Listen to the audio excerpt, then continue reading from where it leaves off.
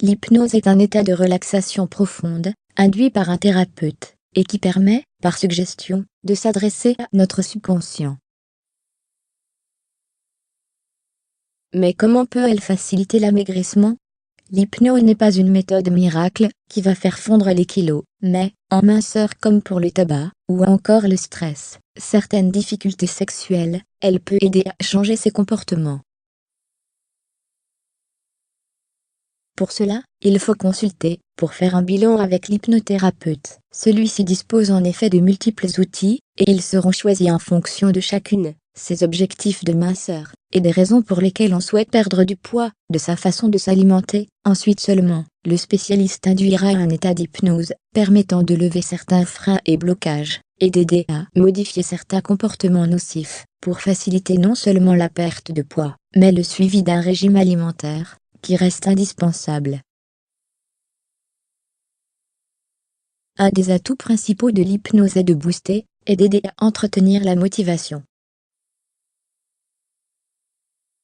En effet, tout régime entraîne inévitablement des ratés, des ras-le-bol, des moments de doute et de perte de confiance. Je n'y arriverai jamais, je n'ai pas assez de volonté. Et ces difficultés peuvent être levées par la suggestion, en stimulant notamment la force de continuer, la confiance en son succès, le travail sur ses objectifs, la projection d'anticipation d'un soi plus mince et conforme à ses désirs. Elle va ainsi aider à mieux accepter les contraintes, à savoir trouver d'autres compensations et dérivatifs, sans se focaliser comme on le fait trop souvent, sur les frustrations inévitables d'un quotidien minceur, car il s'agit, avant tout, de croire en soi pour réussir. Face à des habitudes alimentaires déséquilibrées, et des mauvais réflexes parfois bien ancrés, grignoter sucré quand on est fatigué, se jeter sur tel ou tel aliment, pour compenser son vide affectif, ou se remplir pour calmer sa mauvaise humeur, l'hypnose est également efficace, en permettant une véritable reprogrammation du mental.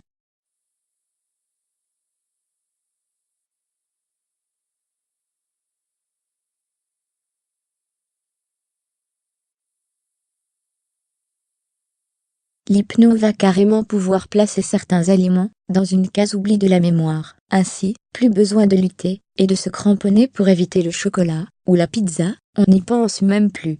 Ainsi le mental se reprogramme et se tourne, naturellement, vers une alimentation plus saine, qui sera rendue plus attractive par la suggestion. On peut aussi aisément implanter de nouveaux bons réflexes, comme remplacer les chips par une pomme, ou boire un verre d'eau au lieu d'ouvrir le placard à friandises. Avantage, on sort du cercle de la culpabilité qui s'installe au moindre dérapage, ruine le moral, la motivation et la confiance en soi.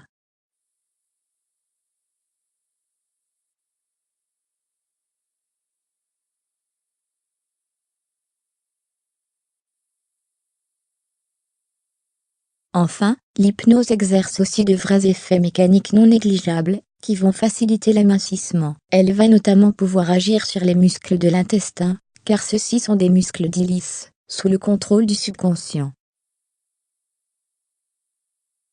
En effet, avec des kilos en trop, la sangle abdominale est souvent relâchée, les intestins sont stressés, fonctionnent mal, accumulent les déchets, ce qui freine la perte de poids.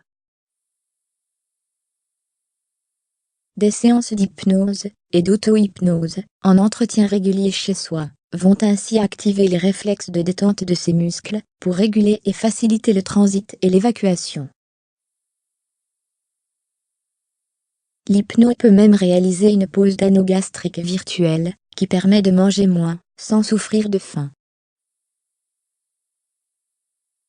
Autant d'atouts qui ne dispensent évidemment pas d'un apprentissage de l'équilibre alimentaire, mais qui peuvent faire une vraie différence, surtout quand le rapport à l'alimentation et au corps est troublé.